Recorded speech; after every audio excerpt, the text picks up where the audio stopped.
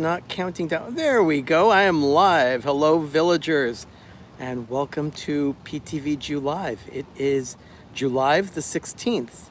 This is the day before Disneyland's anniversary. I'm very excited about that. We have a whole thing coming up this week about that, along with my birthday and, of course, Ben's birthday. I just want to make sure I see that I'm getting some likes on the stream. Hello, Donna. How are you? How is the sound? I want to make sure it's okay. It's a little breezy here. I'm sitting outside. Hi, Steve. Thanks for joining. It's a little breezy out here. Just want to make sure the sound is okay. So, oh, Michael Riley, that's great. Mickey's 90th spectacular right now. Thank you. Yes, Donna, it's our birthday month. Hello, Samantha. Hello, Kay. Thanks. Okay, I'm going to assume that the sound is okay right now. So I'm sitting outside my office building, the brick building behind me, and I'm sitting underneath the in the shade of a redwood tree at the moment. So, oh, good. Thank you, Kay. Appreciate that. Thank you, Donna. So we have some interesting things happening on July 16th in the Disney universe. So I thought I'd go ahead and start talking about them because it might take me a little time. Let's see. I'll start with a quote from Walt Disney that I found, and it says, "I first saw the site for Disneyland back in 1953. In those days, it was all flat land, no mountains, no castles or rocket ships, just orange groves and a few acres of walnut trees." It's significant because Walnut Street or Walnut Avenue, I think it's Walnut Street. That's one of the streets very close to Disneyland. And it sits right in the middle of Orange County. Hi, Jelly's Journeys. Thanks for joining. So anyway, that's a quote that Walt gave back at some point. But I thought, you know what? Let's go ahead and start with that.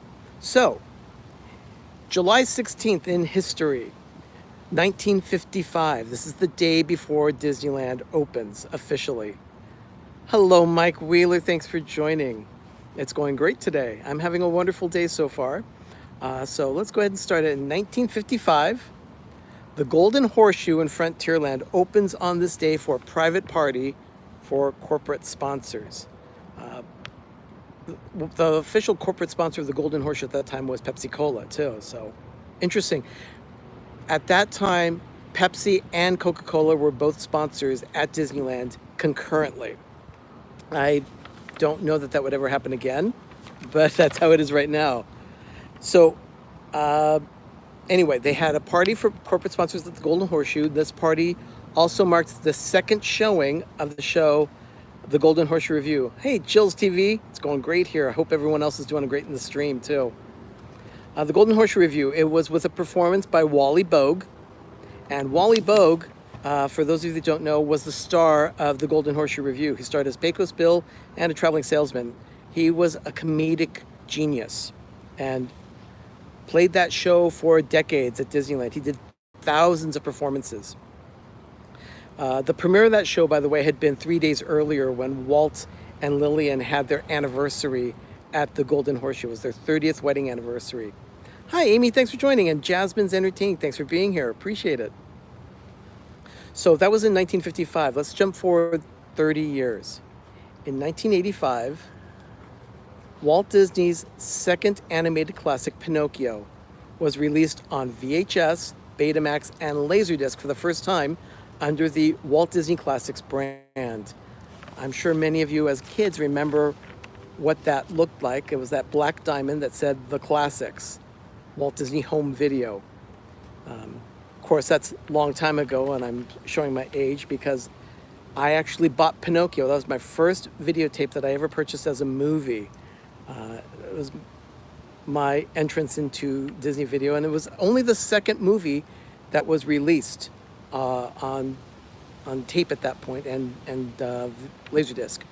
The first film was released in December of 1984 that had been Robin Hood. So, and then let's forward to 1993, and there was a little film that premiered. It was a film that starred Sarah Jessica Parker, Kathy Najimy, and Bette Midler. Of course, this film is Hocus Pocus, and that turned out to be a cult classic. Hello, Duke Family Chronicles. Thanks for joining. I appreciate it. So that was 1993. In 1997, another film premiered in the theater, and that was George of the Jungle. It was the live action movie, and it starred Brendan Fraser, Leslie Mann. Hi, LSU Mom. Thanks for being here. Thomas Hayden Church, many of you may remember him as Lowell on the show Wings. And then also John Cleese. He starred as Ape. An ape named Ape. So John Cleese was actually brilliant in that movie. Very funny. Great comedic relief. Of course, I'm just a big fan of George of the Jungle, the cartoon as well as the movie. Okay, now we're coming up into the year 2000. In 2000, members of the Carrollwood Pacific Historical Society, let me explain what that is. The Carrollwood Pacific Historical Society is a group of people that shared a passion of trains that Walt had as well. Walt spent a lot of time working on steam engines on his property, and he named it the Carrollwood Pacific. And so the Historical Society joined in 2000 on July 16th with members of the Los Angeles Steamers, also big fans of steam railroading.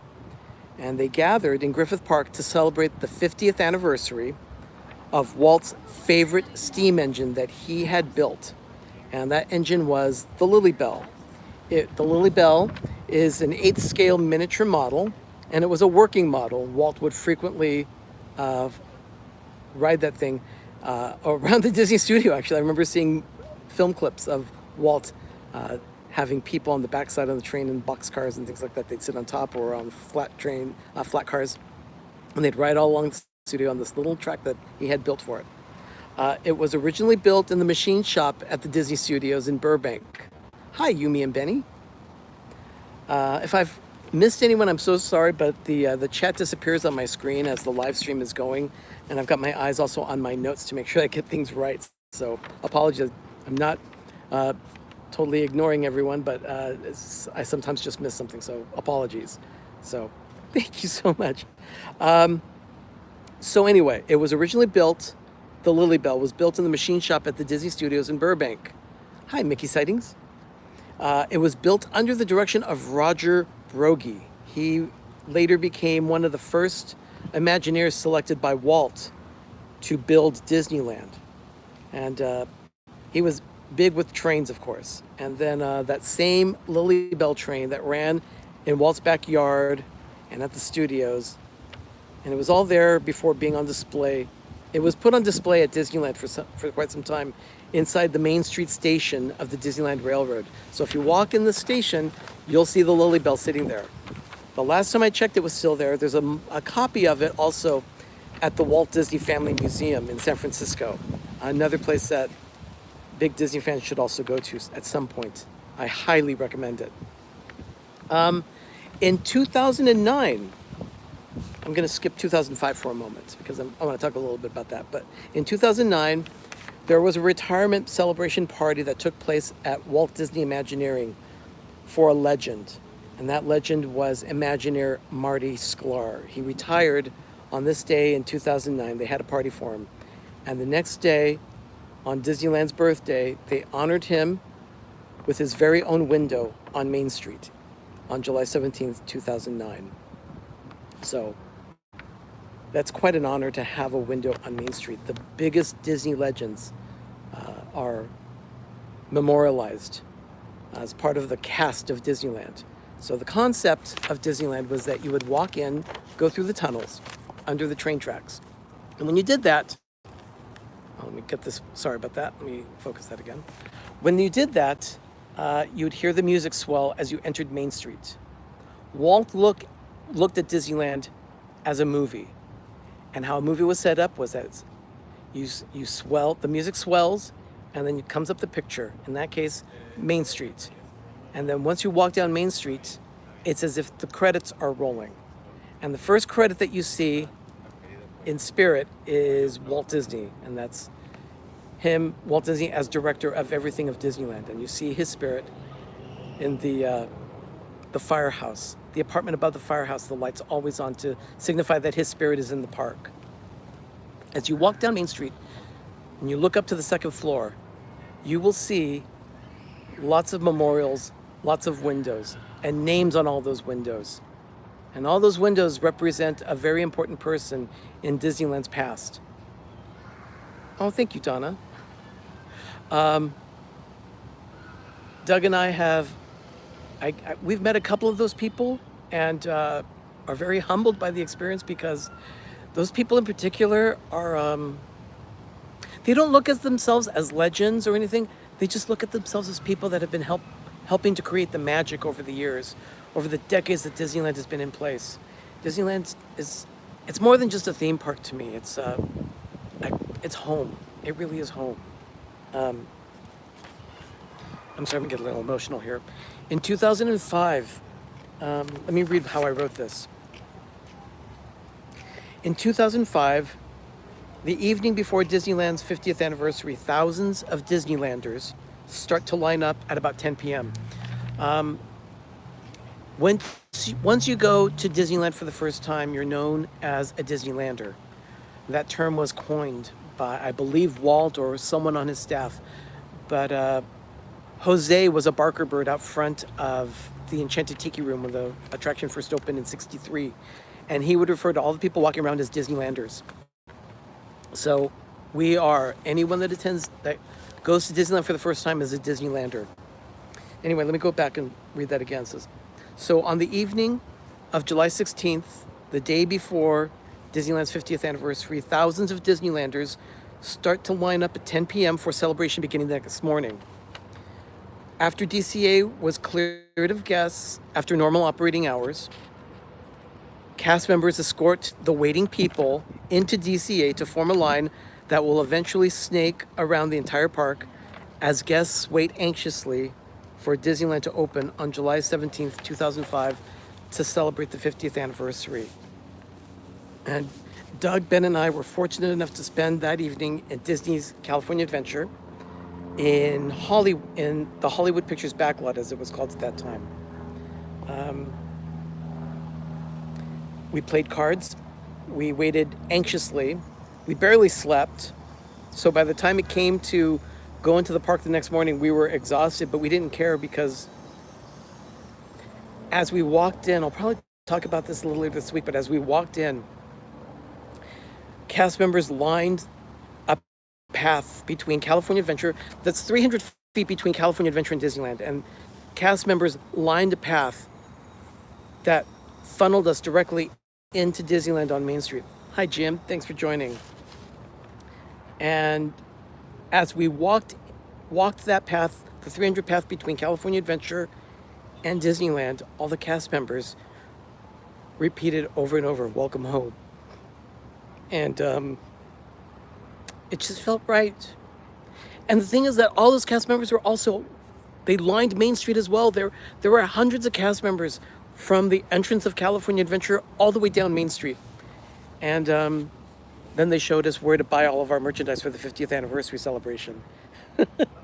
And of course, Doug, Ben, and I had to buy stuff. That's what we do. So we've got a lot of 50th anniversary in our collection.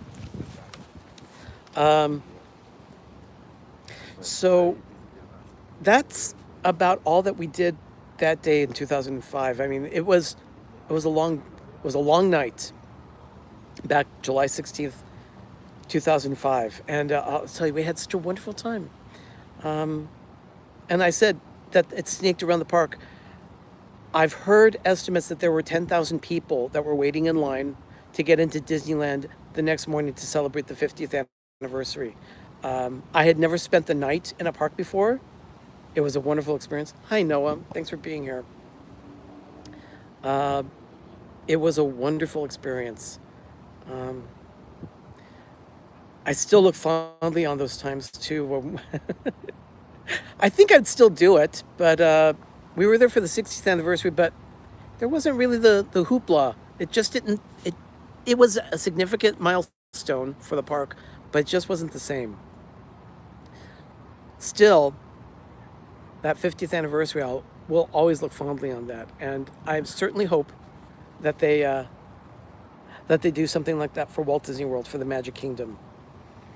Because the Walt Disney World Magic Kingdom deserves the same treatment that Disneyland got for their 50th anniversary. So I'm sure we'll find out more about that as the time comes closer. Doug and I are planning on being there for the 50th anniversary of Walt Disney World, coming late November, early December that year. So we'll be there within the first 3 months of the anniversary celebration, and I'm looking forward to that. And I'm hopeful that we'll also be able to meet a lot of our Disney YouTube community. You people mean the world to me. It's amazing how close that we have become to all of you in just a matter of 3 short months that we've been able to connect with all of you. And I just feel so blessed and so humbled to know all of you.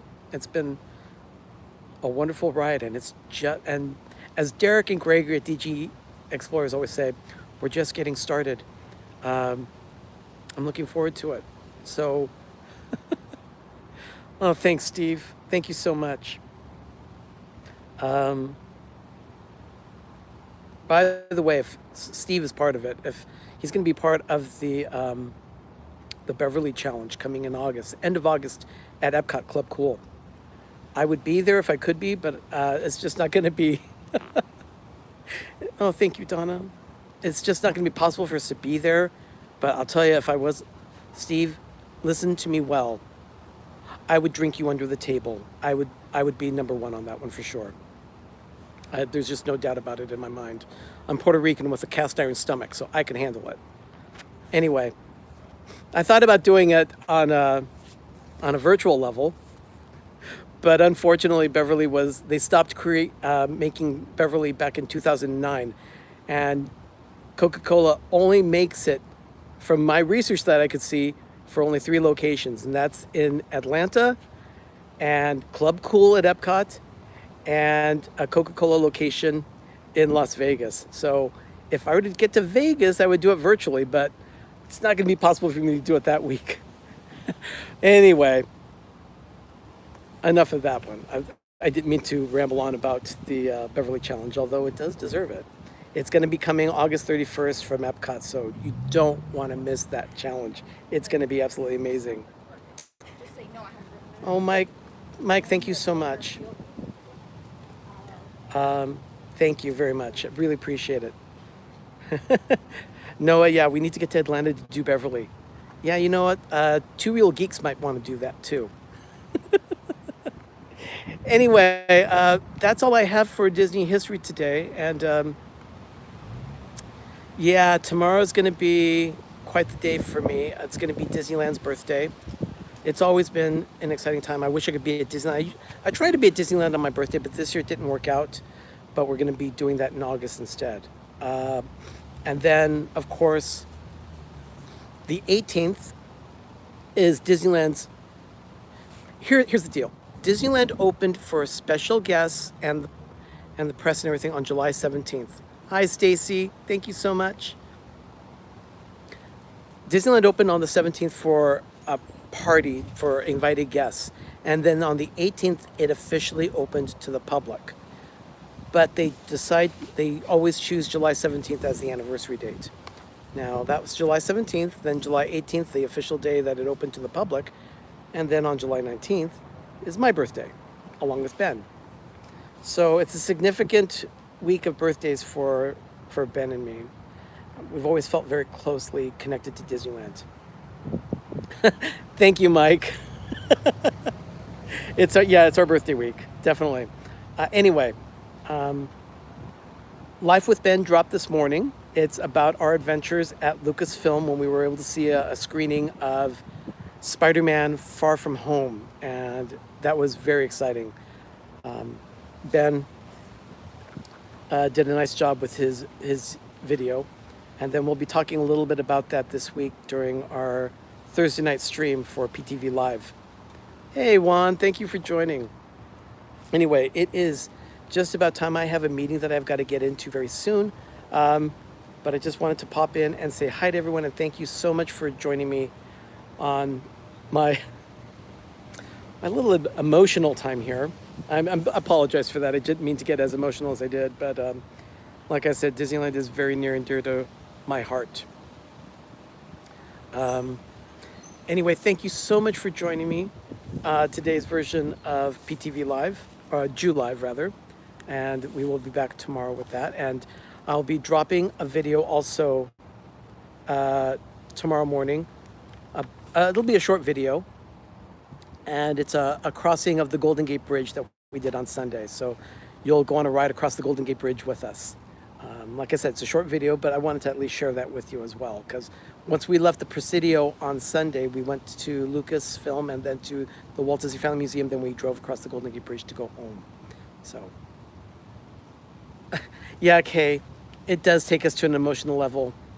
It really does. Anyway, that's PTV JuLive for today, and I really appreciate everyone being here. And I'll be back tomorrow, probably about the same time or so. I want to make sure that I give enough time to talk about Disneyland in the event. Hey, Zachary, thanks for being here. So I just wanted to let you know, oh, I'm sorry, I just got an alert. We've had a very minor earthquake in our area. It was a 4.4, but there, obviously you didn't see anything shaking. Nothing. The earthquake was about 17 miles from here, so it was only a 4.4 magnitude, so no worries. So if you happen to hear anything about an earthquake, it's fine. No problem here. I will, yeah, 4.4, that's nothing, Juan. You're right. It is nothing. Not for us California people, or us Disneylanders are used to it. Anyway, thank you, everyone. It's been JuLive the 16th. And Zachary, oh, can you mention my channel, Pepper Tree Villa? I will be going live after you. Zachary, you saw that. Zachary will be going live after we finish here with PTV JuLive. So join him if you can. So I will be signing off here. Thank you so much for spending this time with me and appreciate it. Oh, and Jim, my plan is to stream from Magic Kingdom starting at 7 p.m. tonight. 7 p.m. Eastern, 4 p.m. Pacific. So thank you, everyone. Have a magical day and have a great, big, beautiful tomorrow. Bye.